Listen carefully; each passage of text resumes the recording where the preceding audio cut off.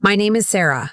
I am 31 years old, and I own a house on Birchwood Lane that smells like cedar and fresh paint and everything I ever worked for. I was sitting at my kitchen table on a Saturday morning, still in my robe, drinking coffee and watching the neighbor's dog chase a squirrel across the yard, when I heard the front door open. Not a knock, not a doorbell, just the handle turning, like someone walking into a hotel lobby they had already paid for. My mother came in first. She was wearing her good coat, the camel-colored one she only wore when she wanted to feel important. My father was behind her, hands in his pockets, looking at the floor the way he always did when he knew something uncomfortable was about to happen.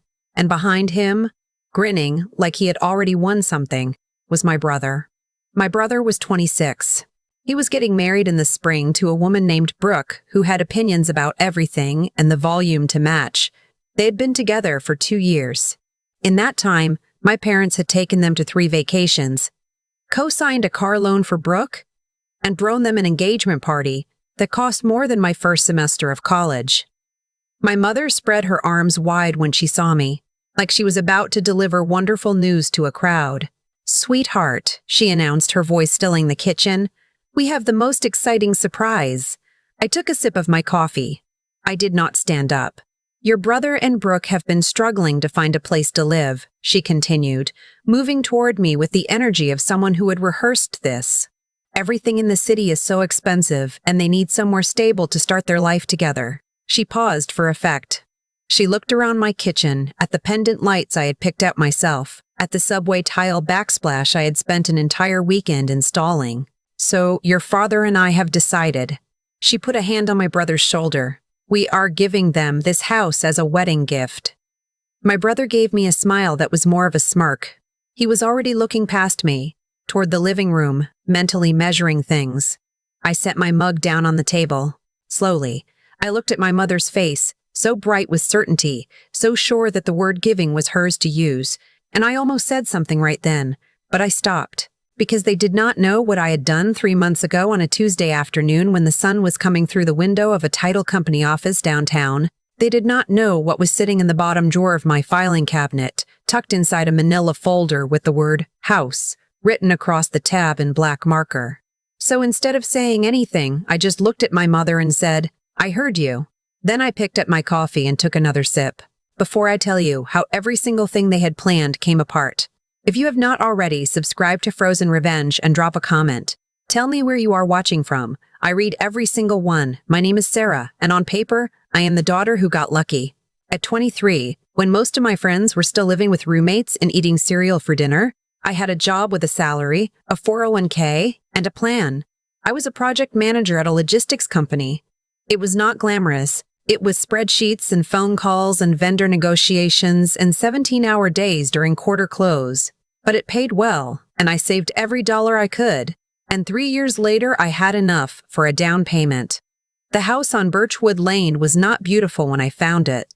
The roof needed work. The bathroom had pink tile from 1987 that would haunt your dreams.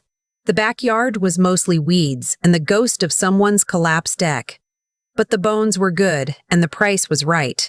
And when I stood in the empty living room for the first time, I could see exactly what it could become. My parents helped me with the down payment. That is the part they never let me forget. They gave me $15,000. My father wrote the check with great ceremony at the kitchen table, like he was signing the Declaration of Independence.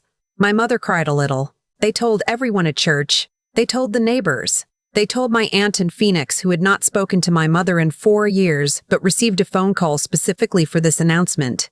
What they did not mention, when they told everyone the story, was that I had already saved $62,000 on my own.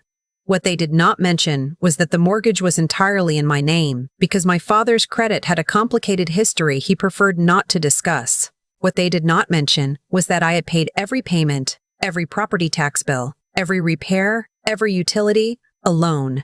The $15,000 was a gift, and I was grateful for it.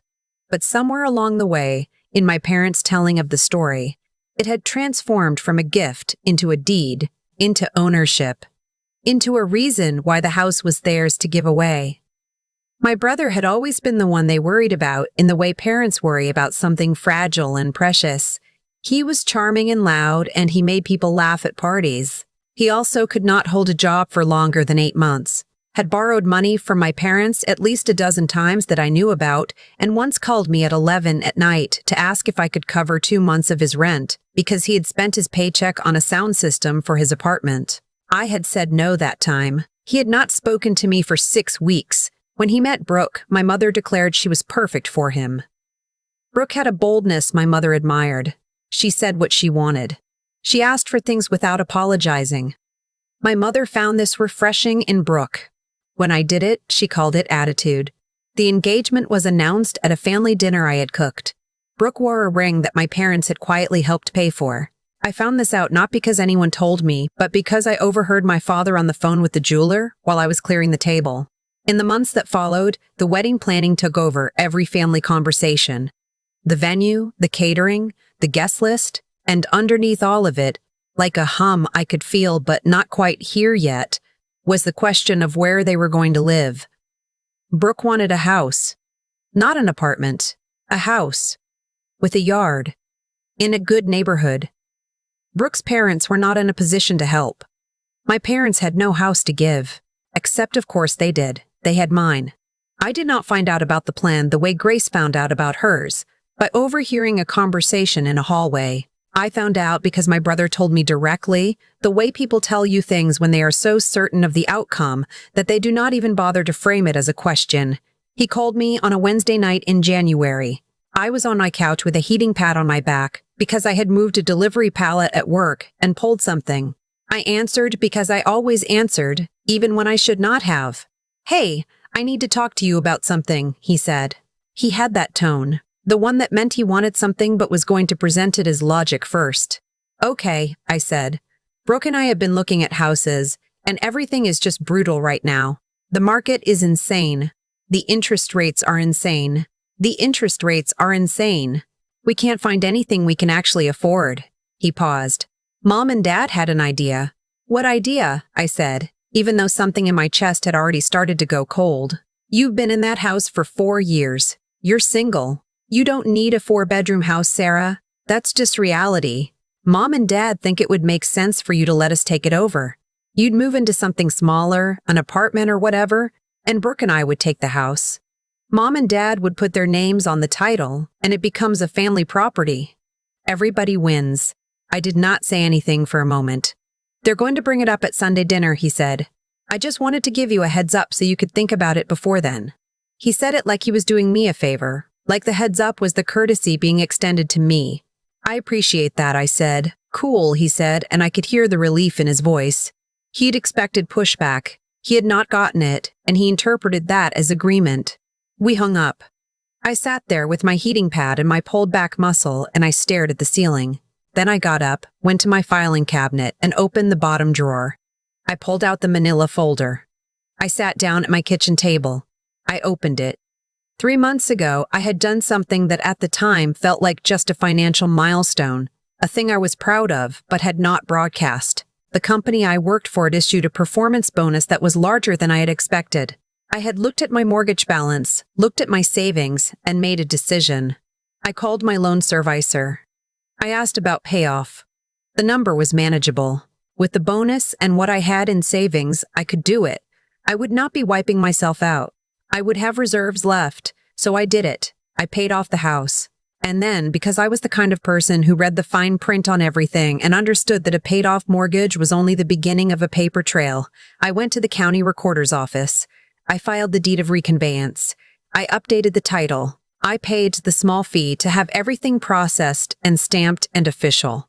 The house on Birchwood Lane belonged to one person, Sarah Ann Caldwell. No lien. No mortgage. No cosigner. No bank. Mine. I sat at that table for a long time, reading the document I already knew by heart. They had built this plan on an assumption. They assumed I was still in debt. They assumed there was a mortgage with someone's name on it that could be renegotiated. They assumed I was the manageable daughter. The one who would always bend when pushed. The one who would look at her brother's wanting face and her mother's certainty and feel too guilty to say no. They were right that I had been that person. They were about to find out she had moved out. I did not sleep much that week. Not because I was scared, but because I was thinking, the way I thought through projects at work. mapping out every variable, every counter move, everything they might say, and what I would say back. I thought about calling a lawyer. I thought about it seriously. But I also knew what I had: a paid-off title, clear ownership, no gray area.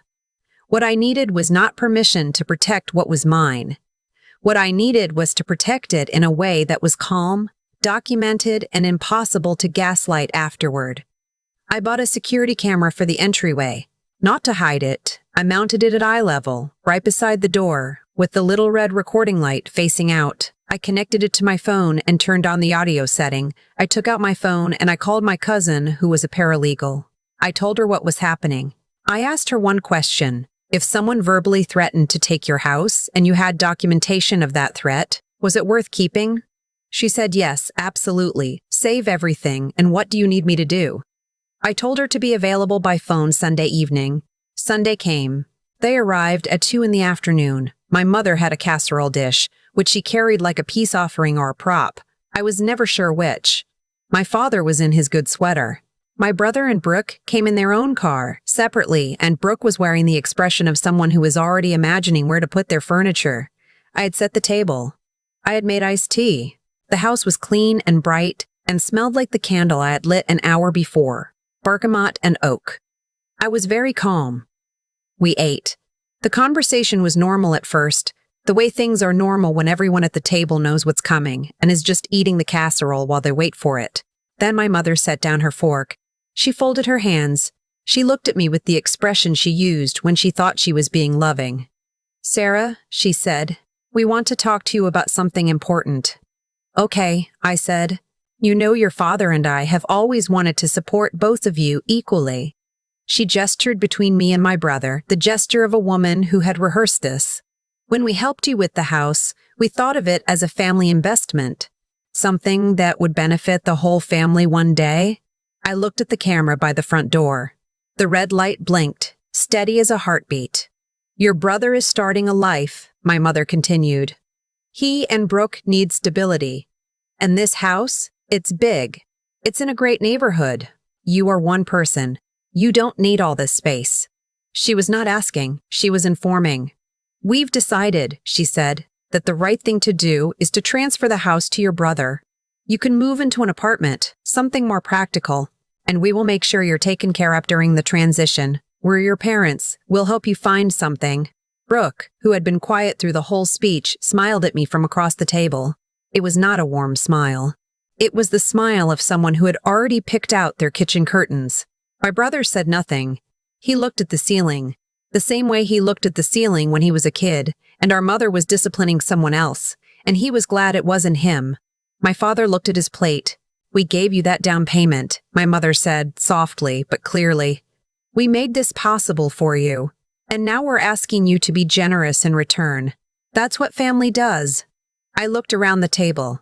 I looked at my father, who would not meet my eyes. I looked at my brother, who had called me Wednesday to give me the heads up, like he was being kind, when what he had really been doing was giving me time to prepare my surrender. I looked at Brooke, who was not even family yet, but was already being handed the keys to my life. And I looked at my mother, who had taken something I had built with my own hands and decided without asking me that it belonged to everyone. "Can I show you something?" I said. My mother blinked. That was not the response she had scripted for. I pushed back from the table. I walked to the filing cabinet in the study. I came back with a manila folder. I set it on the table between the casserole dish and the iced tea pitcher. I opened it and slid out the top document. "This is the deed to the house," I said. "The current recorded deed. You can see it was updated 3 months ago." My mother leaned forward to look at it. Her eyes moved across the page. I watched her find the part I needed her to find. "Owner, Sarah Ann Caldwell.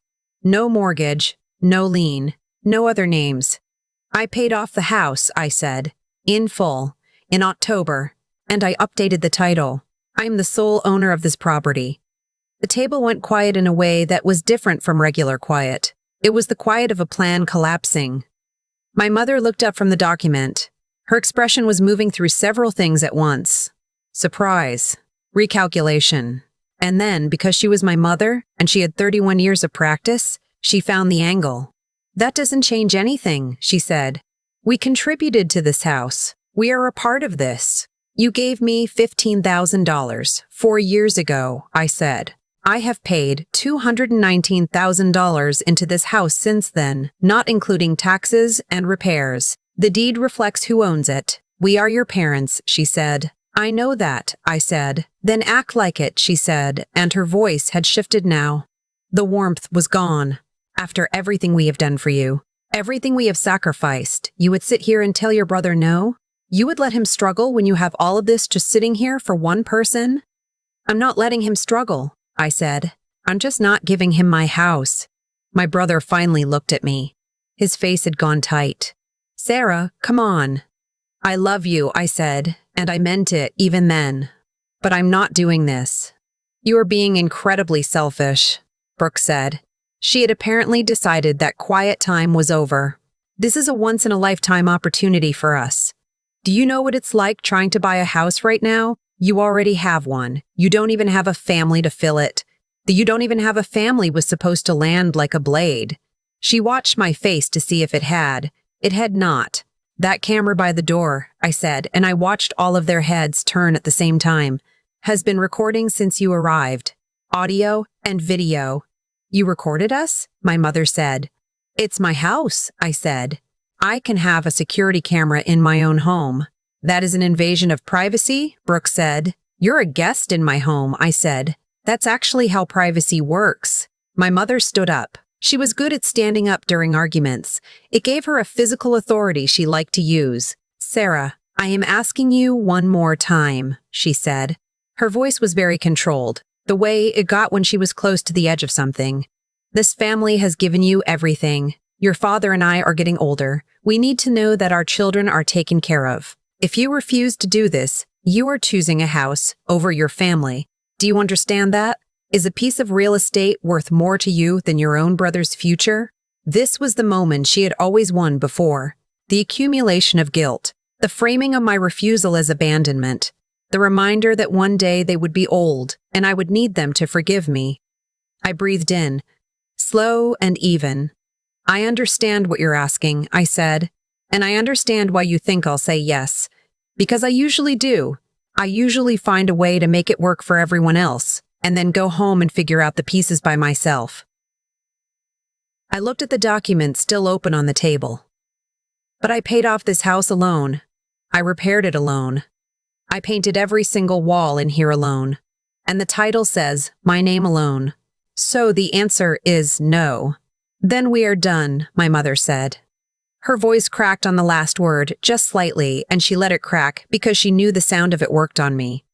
Usually, if you walk out of this family, she continued, you will not have us to come back to when things get hard. You will be completely on your own. I looked at her for a long moment. Mom, I said, I've been completely on my own for 4 years. The only difference now is I'll know it. The silence that followed was the loudest thing I had ever heard in that kitchen. My brother pushed his chair back. He did not look at me when he stood up. Brooke grabbed her purse with the energy of someone who would be describing this at brunch for months. My father finally looked up, and in his eyes I saw something I had not expected to see. He looked tired. He looked like a man who had driven his whole family to a destination and was only now looking around and wondering if this was actually where any of them had wanted to go. But he stood up too, because he always did. My mother picked up her casserole dish. She took one long look around my kitchen. The pendant mites, the subway tile, the house that was supposed to be simple to take. And then she walked to the door. She stopped with her hand on the knob. Changed the locks yet? She asked, and her voice was cold. Already scheduled for Monday morning, I said. Locks and deadbolt. She opened the door and left. My brother followed without looking back. Brooke followed my brother. My father paused on the threshold and turned halfway toward me. Sarah, he said. I know, Dad, I said. He nodded once, slowly, and then he was gone. I walked to the door. I engaged the deadbolt, which still had the original lock, for one last night. I put the chain across. I stood there for a moment with my hand on the door, and I breathed. Then I went back to the chain across. I stood there for a moment with my hand on the door, and I breathed. Then I went back to the table, and I finished my iced tea. The locksmith came Monday at 9. New deadbolt, new knob set, new chain. He handed me 2 sets of keys and I stood there holding them, 1 set in each hand, thinking about how small a key was and how much weight it could carry. The weeks that followed were stranger than I had expected, not because of what happened, but because of what didn't. I had spent years managing the static of my family. The Sunday calls, the group texts, the notifications that someone needed something, and I was the one who was good with money, or good with logistics, or just good. It was gone. My phone was quiet on Sundays for the first time in my adult life. I did not enjoy the quiet right away. I want to be honest about that. There were evenings where I sat on the couch and looked at the walls and felt something that was not quite loneliness, but was adjacent to it. The absence of chaos is not automatically peace. Sometimes it is just empty, and you have to learn to fill it with your own things. I started filling it. I had been meaning for 2 years to refinish the hardwood floors in the upstairs hallway.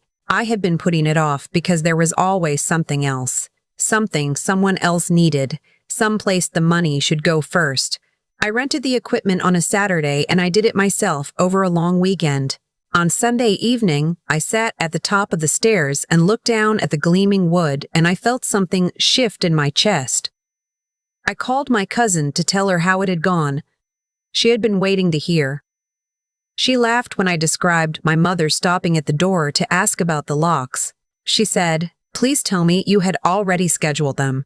I told her I had scheduled them the Wednesday my brother called me. She said, "That is the most you thing I have ever heard," and I laughed too, genuinely, until my eyes watered.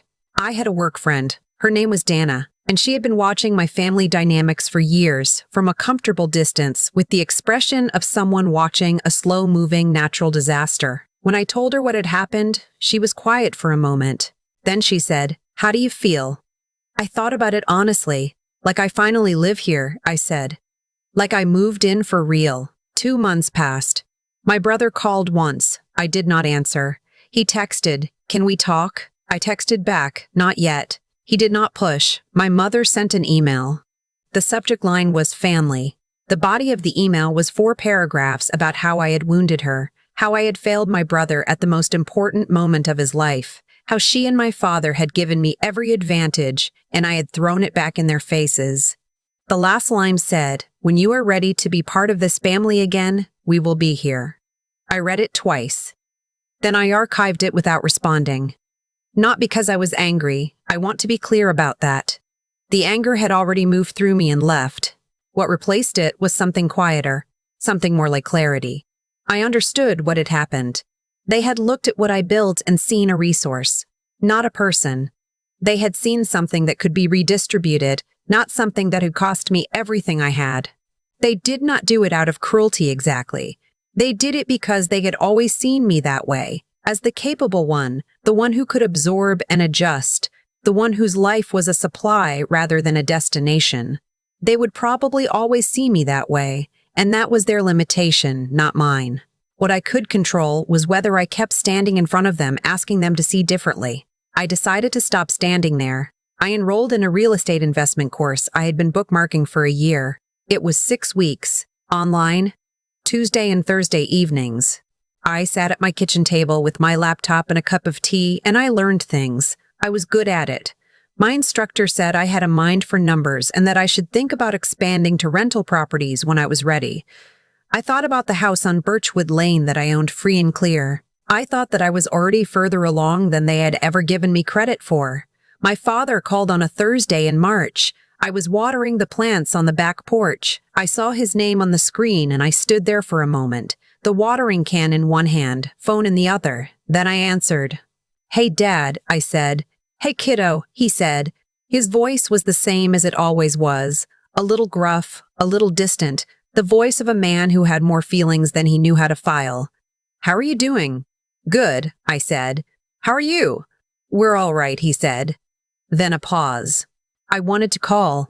"I'm glad you did," I said, and I meant it. He was quiet for a moment. I should have said something. That day at the table, I should have said it was wrong. I had not expected that. I sat down on the back step. I had not expected that. "I heard them talking about it before," he said. "I told your mother it wasn't right. She said you would understand once it was explained to you." I should have pushed harder. "Yeah," I said. "You should have." "I know," he said. He sounded like a man who knew exactly the size of the thing he was carrying. I'm sorry, Sarah. I looked out at the backyard, the one that had been mostly weeds when I moved in. The one that was now grass and a raised garden bed and a string of lights I had put up last summer. I appreciate that, Dad, I said. Your mother, he started. I know, I said. I'm not ready yet. I figured, he said. I just wanted you to know that I know what I did, or didn't do. We talked for a few more minutes. Nothing important. Just the small, ordinary talk of two people finding their way back to something. Before he hung up, he said, The house sounds like it's coming along. It really is, I said. After we hung up, I sat on the step for a long time. The sun was going down and the light was doing that thing it does in March, low and gold and almost unbelievably good. A neighbor walked by with a stroller. A dog barked 2 yards over. I looked at the back of my house, the house I had paid for, the house that was mine, the house my family had stood in my kitchen and tried to hand to someone else, as if I were just the person who had been keeping the seat warm. I had one thought, very simple and very complete. Let them try, not as a threat, not as defiance, just as a statement of fact. Let them try to take what belongs to me. Let anyone try. I had learned the one thing they never wanted me to learn, that my name on a document meant something, that what I built with my own hands was mine to keep, that the word no was not an act of cruelty. It was an act of self-preservation, and I was very, very good at surviving. I went inside. I locked the new deadbolt. I turned on the lights. The house smelled like cedar and fresh paint and something I was still getting used to naming, peace.